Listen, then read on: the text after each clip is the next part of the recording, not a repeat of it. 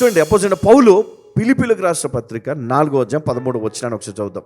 ఇక్కడ ఏమని రాశాడంటే, నన్ను బలపరుచు వాని యందే నేను సమస్తమును చేయగలను కదా, చేయుచున్నాను, చేయగలను. నన్ను బలపరుచువాడు ఆయన యందే నేను సమస్తమును చెయ్యగలను. ఎప్పుడైతే మన లోపల జ్ఞానం కొదవగా ఉన్నా, ప్రభా ఈ పని నేను చేయలేకపోతున్నాను, ఒక్కనే నేను ఒక్కదాన్నే నేను ఇది చేయలేకపోతున్నాను, నేను ఒక్కదాన్నే కుటుంబాన్ని చక్కపెట్టలేకపోతున్నాను, నేను ఒక్కనే కష్టపడుతున్నాను, నేను ఒక్కడినే కష్టపడుతున్నాను, నేను ఒక్కనే చేస్తున్నాను, నేను ఒక్కదాన్నే నా భుజముల పైన మోస్తున్నాను. నువ్వు ఒక్కదాన్ని మోయాల్సిన పని లేదు, నువ్వు ఒక్కదాన్ని కష్టపడాల్సిన అవసరం లేదు. నువ్వు ఆ విధంగా నువ్వు ఆలోచించవద్దు. నీకు దేవుడు తోడుగా ఉన్నాడు అన్న సంగతిని నువ్వు గ్రహించాలి. రెండవది, నిన్ను బలపరుచువాడు ఉన్నాడని నేను నమ్మాల. సొమ్మశీలిన వానికి బలాభివృద్ధి కలుగజేవాడు ఆయనే. అందుకే దినకరన్ గారు ఒక పాట, చక్కటి పాట ఆయన రాశారు, పాడారు. ఏం పాట? సోలిపోవలదు మనసా సోలిపోవలదు, నిన్ను గని పిలిచిన దేవుడు విడిచిపోతాడా, మరచిపోతాడా కదా. సోలిపోవలదు, దిగులు పడొద్దు, భయపడొద్దు. అమ్మా, చాలామంది వారికి ఉన్నటువంటి అనారోగ్యమును బట్టి చాలా వీక్ అయిపోతారు. డాక్టర్ చెప్పాడు, అమ్మా నీకు షుగర్ వచ్చేసింది, అమ్మ నీకు పలాని సమస్య వచ్చేసింది నీ బాడీలో, ఇక నువ్వు రెస్ట్ తీసుకోవాలి, ఇక చాలు. అమ్మ నీకు పలాని వ్యాధి వచ్చింది, బ్రదర్ నీకు పలాని సమస్య వచ్చింది, నువ్వు ఇక రెస్ట్ తీసుకోవాలి, ఇక చాలు. ఇలాంటి పరిస్థితి కలిగి కృంగిపోతాం. అంటే మన శక్తి అంతా కూడా ఒక్కసారి ఎవరో తీసేసినట్టుగా మనమంతా కూడా వీక్ అయిపోతాం. అయ్యో అయిపోయిందా, ఈ వ్యాధి వచ్చిందా నాకు, ఇక నేను బ్రతకనా, ఇక నాకు విడుదల లేదా, ఇక జీవితాంతం ఈ రోగం అనుభవించాలా. అమ్మా, దేవుడు నిన్ను పిలిచింది ఎందుకు తెలుసా? ఆయన నిన్ను బాగు చేయడానికి. హల్లెలూయా. స్వస్థపరచువాడు ఆయన. యెహోవా రాఫా, స్వస్థపరచు దేవుడు, శక్తినిచ్చి దేవుడు. మీ శక్తి తగ్గిపోయినప్పుడు, మీ శక్తిని కోల్పోయినప్పుడు, మీ శరీరంలో ఉన్నటువంటి ఆ ఆరోగ్యం మీరు కోల్పోయినప్పుడు, మీ అవయవాల్లో ఉన్నటువంటి ఆ బలహీనత మీరు మోస్తున్నప్పుడు మీరు చేయాల్సింది ఒకటే, ప్రభువా నాకు శక్తి కావాలయ్యా, నా బలము నీవే, నా సమస్తము నీవే, నీ కృప నాకు. కీర్తన 107:1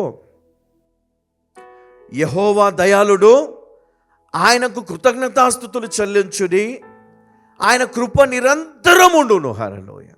ఆయన కృప నిరంతరము. హల్లెలూయా. ఎప్పటి వరకు ఉంటుందంటమ్మా ఆయన కృప, ఆయన కనికరము, ఆయన ప్రేమ ఎప్పటిదాకా? నిరంతరము. నువ్వు బ్రతికినంత కాలం ఆయన కృప చాలు నువ్వు బ్రతకడానికి. ఆయన కృప చాలు నీ రోగము బాగడానికి. ఆయన కృప చాలు నీ భారము తొలగిపోవడానికి. ఆయన కృప చాలు నీ జీవితం బాగుపడడానికి. ఆయన నీకు తోడుగా ఉన్నాడు. యెహోవా నా కాపరి. హల్లెలూయా. ఎందుకు ఈ మాట మనం పలకం? రాత్రిపూట భయం వేస్తుంది. యెహోవా నా కాపరి అని మనం గట్టిగా ఒక మాట మనం చెప్తే నిన్ను భయపెట్టి ఆ చీకటి పారిపోతుంది అక్కడి నుంచి. చెప్పడం చాలా ఈజీ, కానీ పాటించడం చాలా కష్టం కదా. ఎవరైతే దేవుని యందు విశ్వాసం కలిగి ఉన్నారో వారు పలకాల్సిన మాట, యెహోవా నా కాపరి, నాకు లేమి కలగదు. మనం చాలాసార్లు ఈ యొక్క 23వ దావీదు కీర్తన మనము ధ్యానము చేస్తాం. చక్కటి సర్మన్ కూడా మనం విన్నాం దీనిపైన. కానీ ఈరోజు నేను జ్ఞాపకం చేస్తున్నా, ఇదిగో దేవుడు నీకు తోడై ఉన్నాడు. ఇదిగో ఈరోజు నేను జ్ఞాపకం చేస్తున్నా, ఆయన శక్తి మరియు ధైర్యమును ఇచ్చు దేవుడని మీకు నేను జ్ఞాపకం చేస్తున్నా.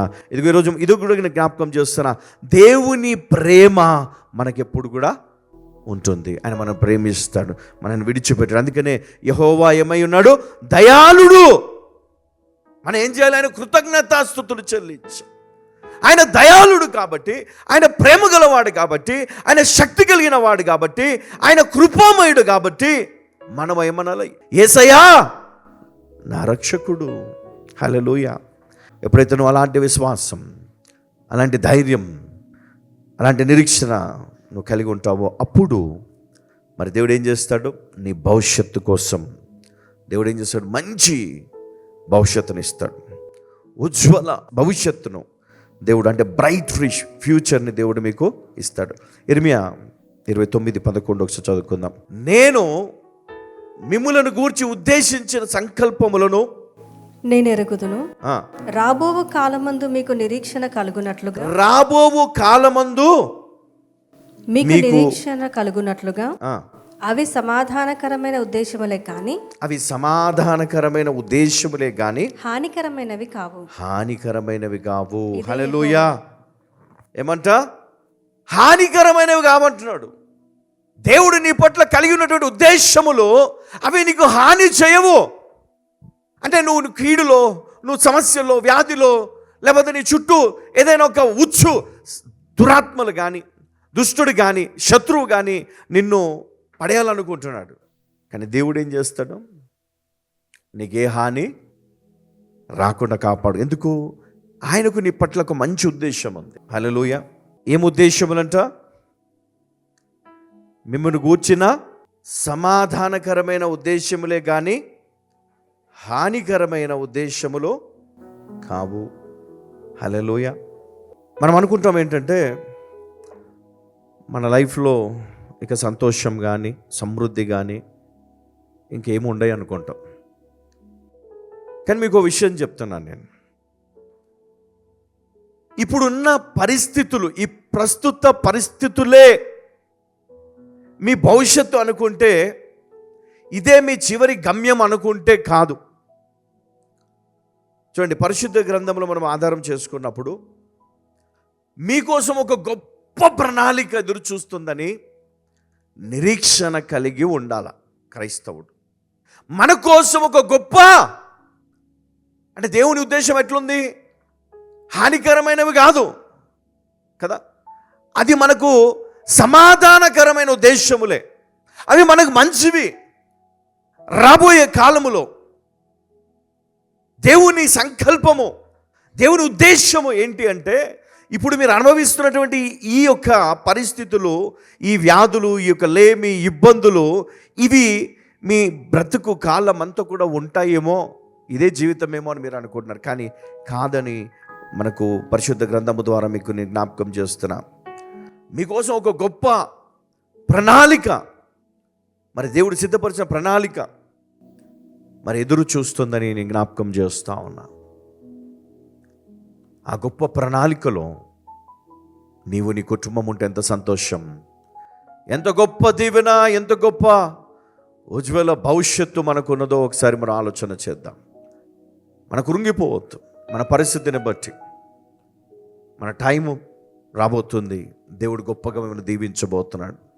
ఈరోజు ఒకటి పోయింది, కానీ రాబోయే రోజుల్లో దేవుడు 100 ఇస్తాడు మనకు. హల్లెలూయా. హల్లెలూయా. ఈరోజు మనం కలిగి ఉన్నటువంటి ఈ యొక్క సమస్యలను బట్టి ఎంతో కోల్పోయినాం. సమయం కోల్పోయినాం, ఆరోగ్యం కోల్పోయినాం, నువ్వు చాలా కోల్పోయినావు. కానీ దేవుడు అన్నాడు, ఇది ఎండ్ కాదు, ఇదే శాశ్వతం కాదు, మీకు నేను కదా మంచి భవిష్యత్తును, సమాధానకరమైన